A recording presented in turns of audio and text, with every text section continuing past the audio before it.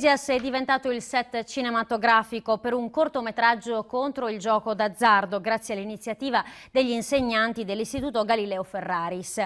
Per gli studenti un modo alternativo e coinvolgente per essere informati e sensibilizzati sui rischi del gioco e sulla facilità di avere una dipendenza. Domani l'ultimo atto con uno slot mob che si realizzerà in 2 bar della città. Ce lo racconta Giorgio Iacoboni.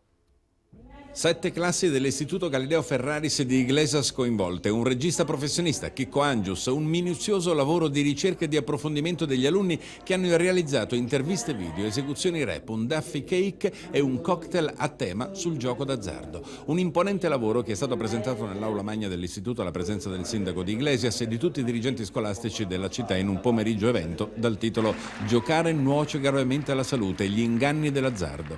I ragazzi, per evidenziare l'entità di questo fenomeno, hanno documentato come ad Iglesias, in un bacino di 28.000 abitanti, vengono spesi ogni mese 491.000 euro nell'acquisto dei gratta e vinci ed esistono ben 75 locali con le slot machine. Noi siamo una scuola che cura la crescita professionale, vogliamo che i nostri ragazzi abbiano un alto senso del lavoro e dell'impegno. Le performance degli studenti sono state tutte di altissimo livello, assolutamente professionale e di grande impatto emotivo lo spot realizzato dagli studenti dei vari indirizzi dell'istituto, guidati sapientemente da Chicco Angius. Volevamo appunto fare un qualcosa che fosse cinema in senso stretto, ci siamo riusciti e devo dire che nell'intento proprio di restituire ad immagine quelle che erano le loro idee, le loro visioni, ci siamo riusciti, siamo arrivati ad un ottimo livello di cinema.